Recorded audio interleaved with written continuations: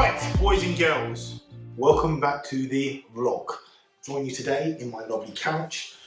There is a piece of crap that it just didn't get thrown in the skip because I reckon it's because there's no room. I don't know why I kept it. But anyway, the reason why you clicked today's thumbnail is to find out about HIIT and the mistakes I think you were personally doing on a day-to-day basis when you were doing HIIT. And this goes out to all my clients who think they're doing HIIT, but are you really doing HIIT? First and foremost, what does HIIT stand for?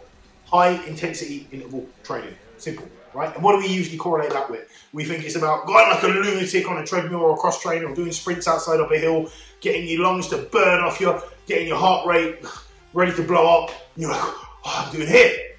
Categorically, you will be right. However, most people actually aren't going at 90 to 100%. To really achieve the benefits of HIIT, you need to be going during them sprints, all out exertion. It's high intensity for a reason. It's not MIT, which is medium intensity. You need to be busting a nut. You like to get the benefits that we want, which is basically causing the EPOC effect, where your body's running off of borrowed oxygen. You know, like you're busting along. You're like, that's me walking up the stairs. But do you know what I'm saying? When you're like that, when you achieve that, your body has to pay back that oxygen at a later date. So you're still burning calories. Say I don't hit an hour ago. I'm sitting down here now talking to you guys. I'm still burning calories, 14 to 16 hours post-HIIT, if it's done correctly. That's the response we want. Now, to elicit that response, we have to be giving full-out exertion, which most people, some people, can't do HIIT. You know why? Because they're not fit enough. They can't push that hard enough. For example, I had a client who came to me back in my 2018 prep, mind you, when I was doing hour and 20 minutes a day cardio, hour in the morning, 40 minutes of that hour was HIIT. I was burning over 1,000 calories. All the OG followers on here will see that. They saw my Instagram. And that was what I'd done to get stage lean. I was flipped, man. I was dying, dead. Like, hormonally, I was in a bad position. I was just doing whatever I could to get that fat off. Right? I was in the sprint zone, baby.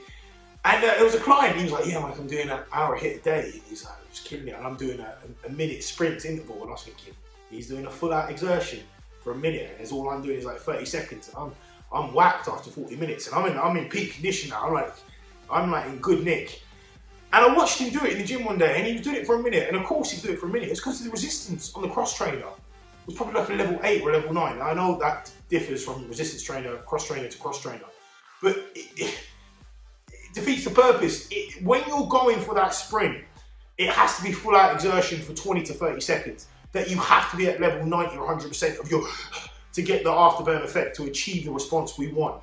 So yeah, like you're not doing HIIT, that's MIT, that's medium intensity, which theoretically, you're not getting the hormonal benefits that you want from it, but what you are doing is, it's very taxing on your recovery system, and you're just basically shooting yourself in the foot because it's going to hinder your progression in the weight room. Well, like, look, we all know HIIT is going to take away from your weight training because there's a lot of exertion and it is anaerobic type of training, which is the same as weight training, which means our body primarily runs off of carbs.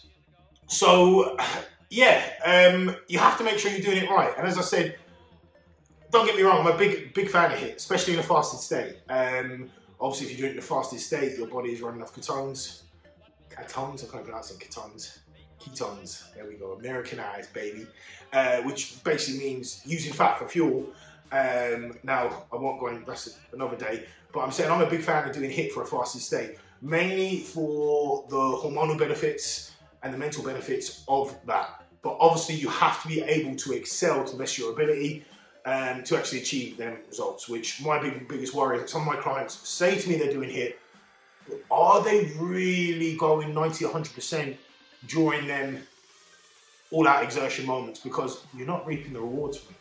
And that's why you're probably not burning as many calories as you think you should be burning, because you're not getting the afterburn effect. So during that, people say to me, Mike, how long should we go in full out exertion? Ideally, you shouldn't be able to go harder than 30 seconds. Some people may be on able to go 20 if you are doing full out exertion. My whole life, I've always been at 30. So say I started a prep and I wasn't fit enough to do the 30 seconds. Arguably, the first 20 seconds might have been full out exertion, but because the 10 seconds weren't full out, the 10 seconds after it weren't full out exertion, it doesn't mean I wasn't doing HIIT. I still was doing HIIT because them first 20 seconds, I was at 190%, but then last 10 seconds, I was at only probably 50% trying to go. But what I'm saying is I've finally built that up to the point where the 30 seconds were at 90 or 100%. So I want you to understand you have to be pushing at 90 or 100% of your full out exertion for at least 20 seconds to get the benefit of it. So ideally people say, how long is recovery time, Mike? Again, what have I taught you here today? That is all person dependent. Now, generally speaking, I say to my clients 30, 45 seconds because you should have recovered in that time frame. However, some people may be extremely unfit. Some people I give a minute and a half to. Like, I have all different rest periods for different clients in terms of their body fat percentage, training history. You could just tell from looking at a client and knowing how hard they're pushing on a day-to-day basis. Well, a good coach should be able to tell that. Can they give 100%? Are they going to benefit from doing HIIT? Are they doing HIIT properly? How long will they need for recovery time before they can give full out exertion? So again, there's no right or wrong answer. Ideally, to be an elite level athlete, they do HIIT at like 30 seconds on, 30 seconds off, or 40 seconds on, 20 seconds off in some extreme cases, which is an elite level, which I've never done. I never want to get to that level because, as I said, that really goes into endurance exercise then. So yeah, I hope I've cleared up everything today, boys and girls, around HIIT.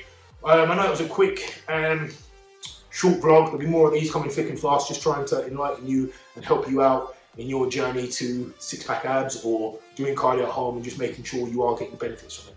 If you aren't doing HIIT properly, as I said, all you're doing is fatiguing yourself and you're not getting the benefits from it, so you'd be better off probably doing less low intensity steady state, which ideally you're going to be oxidating more fat anyway, because you're going to be in the fat burning zone. So yeah, as I said, if you're going to do something, do it right. You know what I'm saying, guys? You do you, do what makes you happy, and if it makes you happy, click that like button and subscribe to the channel.